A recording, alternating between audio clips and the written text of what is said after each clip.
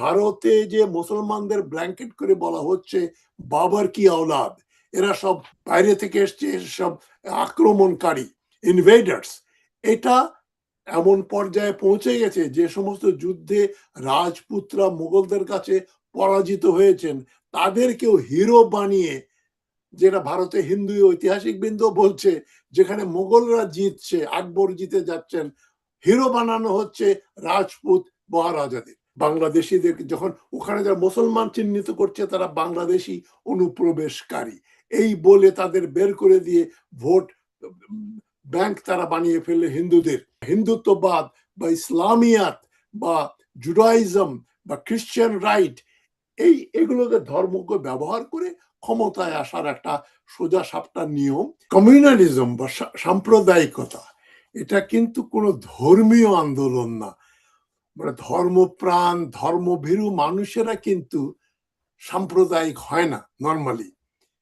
সাম্প্রদায়িক, যেমন আমি যদি ভারতের ব্যাপারে দেখেন, এই যে বিনায়ক দামোদর সাভারকার, যাকে হিন্দুত্ববাদের একজন অন্যতম প্রধান নেতা বলা হয়, যদিও হিন্দুত্ব বা শব্দটা কিন্তু এসছে পশ্চিমবঙ্গ থেকে।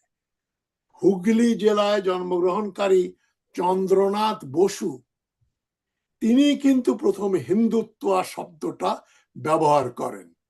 তিনি হয়তো ধর্ম বিশ্বাসী ছিলেন, তবে বিনায়ক দামোদর সাভারকার ছিলেন একজন নাস্তিক। যেমন আপনার ইসরায়েলের যে না, এই যে আপনার সেমিটিজম যারা যারা জায়নিজম যারা প্রবক্তা, জায়নিজমের প্রবক্তার অনেকেই নাস্তিক। তারা কিন্তু ইহুদি ধর্মে বিশ্বাসী বলেই ওই জিনিসটা প্রচার করেন না। এটা এক ধরনের ধর্মকে ব্যবহার করে রাজনীতি।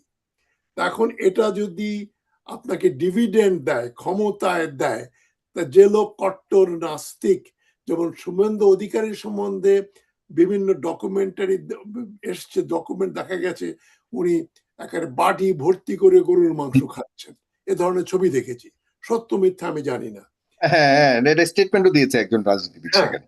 এখন যিনি গোমাংস খান তিনি তো পুত পবিত্র, মানে এরকম হিন্দু না। মানে হিন্দুদের অনেক বিতর্ক আছে গোমাংস খাওয়া নিয়ে, বলা হচ্ছে আগে আদিকালে খাওয়া হতো, আর্যরা খেতেন ইত্যাদি।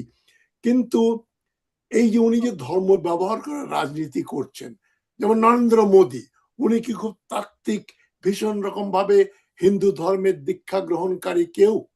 উনি যদি একেবারে খুব ধর্মপ্রাণ হিন্দু হতেন, তাহলে গুজরাটে যে ঘটনাটা উনি ঘটিয়েছিলেন, এই গুজরাট ম্যাসাকার বলে যেটা পরিচিত, সেটা উনি ঘটাতে পারতেন না।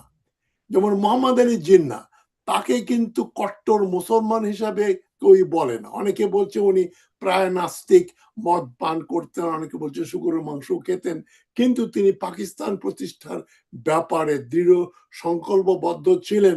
তিনি বিশ্বাস করতেন মুসলমানদের একটা আলাদা দেশ না হলে কয়েক কোটি মানুষ নিগৃহীত হবে, তারা সেকেন্ড ক্লাস সিটিজেন হিসেবে থাকবে ভারতে। তখন জিন্নার এই বক্তব্যের যারা বিরোধিতা করতেন, ভারতে এই যে নরেন্দ্র মোদী প্রধানমন্ত্রী হবার পরে 2014 সাল থেকে এবং তার আগেই গুজরাটে যে ঘটনা ঘটলো, তাতে এখন অনেকেই মনে করেন জিন্না ওয়াজ রাইট, যে একটা আলাদা না থাকলে সাধারণ জনগণের ধর্মীয় উন্মাদনা ব্যবহার করে যেভাবে 47 সালে কয়েক লক্ষ, বহু লক্ষ লোক মারা গেল, হিন্দু, শিখ, মুসলমান, পার্টিশন নিয়ে। সুতরাং এই ধর্ম ব্যবহার করে যদি শুভেন্দু অধিকারী ক্ষমতায় আসেন, এবং যেটা নরেন্দ্র মোদীও করেছেন, তাহলে ধর্মের সঙ্গে রাজনীতিটাকে আমরা মিশিয়ে ফেলি কেন? সাধারণ জনগণ যেটা ধর্ম বিশ্বাস করে, নেতৃবৃন্দ কিন্তু সে ধর্মে বিশ্বাস করে না। এটা হচ্ছে মূল সূত্র, যে সাম্প্রদায়িকতা কোনো ধর্মের ব্যাপার না, এটা এক ধরনের identity. It could be false. যে এখন যেমন এই যে মুসলিম জাতীয়তাবাদ, আজকে আমি একটা টক শো করেছি এই জিন্না এবং মুজিব বিতর্ক নিয়ে বাংলাদেশে, যে জিন্না অ্যাভিনিউর নাম কি আমরা আবার জিন্না অ্যাভিনিউ করব কিনা, বঙ্গবন্ধু অ্যাভিনিউ জিন্না হল পরিবর্তন। তখন একজন দর্শক মন্তব্য করেছেন, আমরা মুসলিম জাতি, আমাদের জাতির পিতা হচ্ছেন হজরত ইব্রাহিম। এখন মুসলিম জাতি বলে কোনো জিনিস মাদ্রাসার গণ্ডির বাইরে এক্সিস্ট করে না। মানে মুসলিম জাতি যদি এক জাতি হতো, আরব দেশে একই ভাষা বলে, একই কালচার, মুসলমান, এতগুলো আরব এবং মুসলিম প্রধান দেশ হতো না। সুতরাং জাতীয়তাবাদ একটা ইমোশনাল ব্যাপার, এটাকে আর্টিফিশিয়াল। একসময় আমরা পাকিস্তানি ছিলাম, আগে আগে ভারতীয় ছিলাম, পরে বাংলাদেশি হয়েছি, আর 50 বছর পর আমরা কি হব বলা মুশকিল। এটা এই দ্বন্দ্বটা সাময়িক, এবং এটা মানুষে ব্যবহার করে, এই উত্তেজনাটা ব্যবহার করে। বদরুদ্দিন উমর যে ব্যাপারে খুবই, আমি মনে করি একমাত্র বাঙালি বুদ্ধিজীবী, বাংলাদেশি বুদ্ধিজীবী যিনি এই ব্যাপারে বিশদ আলোচনা করেছেন। আমি ওনাকে আমার গুরু মনে করি। এর আগে বাংলাদেশে, ভারতের বাইরে অনেকেই এই ব্যাপারে আলোচনা করেছেন সাম্প্রদায়িকতা নিয়ে। তবে ভারতের সঙ্গে বাংলাদেশের সম্পর্কটা, এটা কিন্তু কেবল ধর্মীয় না, এই বিভেদটা ধর্মীয় না। যেমন 1947 সালে যদি অসাম্প্রদায়িক দিক দিয়ে চিন্তা করেন, সাম্প্রদায়িক মোহাম্মদ আলী জিন্নাহ ইউনাইটেড বেঙ্গলের পক্ষে কথা বলছেন, কিন্তু অসাম্প্রদায়িক হিন্দু নেতৃবৃন্দ, ব্যতিক্রম ছিলেন কিরণ শঙ্কর রায়, তারপরে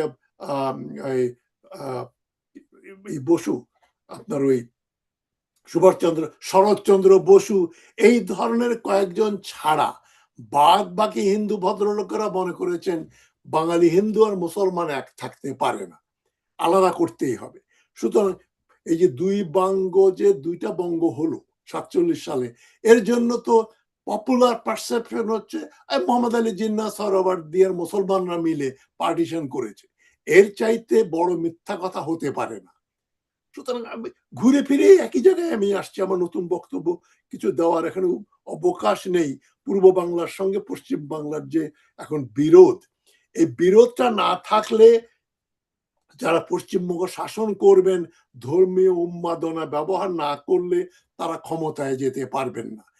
পৃথিবী ব্যাপী দেখেন একটা দক্ষিণপন্থীদের উত্থান হচ্ছে।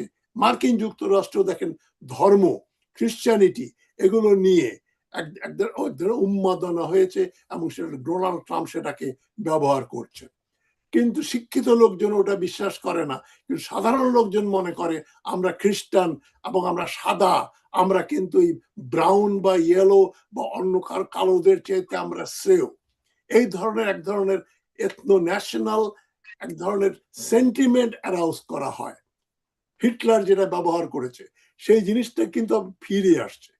ভারতে যে মুসলমানদের ব্ল্যাঙ্কেট করে বলা হচ্ছে বাবার কি আওলাদ, এরা সব মানে বাইরে থেকে এসছে, সব আক্রমণকারী, ইনভেডার্স, এটা এমন পর্যায়ে পৌঁছে গেছে যে সমস্ত যুদ্ধে রাজপুতরা মুঘলদের কাছে পরাজিত হয়েছেন, তাদেরকেও হিরো বানিয়ে, যেটা ভারতে হিন্দু ঐতিহাসিক বৃন্দ বলছে, যেখানে মোগলরা জিতছে, আকবর জিতে যাচ্ছেন, হিরো বানানো হচ্ছে রাজপুত মহারাজাদের, তাদের নামে ছবি বানানো হচ্ছে, আলাউদ্দিন খিলজিকে ডেমোনাইজ করা হচ্ছে কালচারালি, এই যে বলিউডের ছবির মাধ্যমে। সর্বত্র তারা ধর্মটাকে ব্যবহার করছে, এক শ্রেণীর লোককে ধর্ম ব্যবহার করে ক্ষমতায় আসা, যাতে কংগ্রেস, কমিউনিস্ট পার্টি দেখেন সারা ভারতে লুপ্ত হয়ে গেল। এমনকি পশ্চিমবঙ্গ, যেটাকে বলা হতো দুর্গ, মানে কমিউনিস্টদের দুর্গ বা অসাম্প্রদায়িকদের দুর্গ, সে দুর্গের দেয়ালও ফাটল ধরলো, এবং শুভেন্দু অধিকার ধর্মীয় কার্ড ব্যবহার করে ক্ষমতায় আরোহণ করলেন। এজন্য আমাদের উদ্বিগ্ন হবার যথেষ্ট কারণ আছে। এখন বাংলাদেশিদের যখন ওখানে যারা মুসলমান চিহ্নিত করছে, তারা বাংলাদেশি অনুপ্রবেশকারী এই বলে তাদের বের করে দিয়ে ভোট ব্যাংক তারা বানিয়ে ফেললে হিন্দুদের, অনেকে ডিসএনফ্র্যাঞ্চাইজ করা হলো। এখানে আমি পুরো ব্যাপারটা একটা ধর্মীয় ব্যাপার না, এটা একটা রাজনীতি। তবে আমার কথা আমি শেষ করছি, পশ্চিমবঙ্গে এই যে সবাই খুব সেকুলার, এটা কিন্তু বলা যায় না। যেটা আমি আগে বললাম, চন্দ্রনাথ বসু 1844-এ জন্ম, 1910-এ মৃত্যু। চন্দ্রনাথ বসু প্রথমে হিন্দুত্ব শব্দটা ব্যবহার করলেন, সেটা 1922 সালে বিনায়ক দামোদর সাভারকার লুফে নিলেন। সাভারকার নিজে কোনো ধর্মে বিশ্বাস করতেন না, ভগবানে বিশ্বাস করতেন না। তো এটা একটা পলিটিক্যাল ব্যাপার, কে এটাকে কিভাবে ব্যবহার করে। সোশ্যালিজম ফেল করছে, ন্যাশনালিজম ফেল করছে, এখন কমিউনালিজম বা হিন্দুত্ববাদ বা ইসলামিয়াত বা জুডাইজম বা খ্রিস্টান রাইট, এগুলোকে ধর্মকে ব্যবহার করে ক্ষমতায় আসার একটা সোজা সাপটা নিয়ম। এবং তারা জানে সাধারণ জনগণ তারা তাদেরকে ধর্মের কথা বলে রাজনৈতিক স্বার্থে ধর্মের অনুভূতিকে কাজে লাগানো ছাড়া আর কোনো কিছুই না।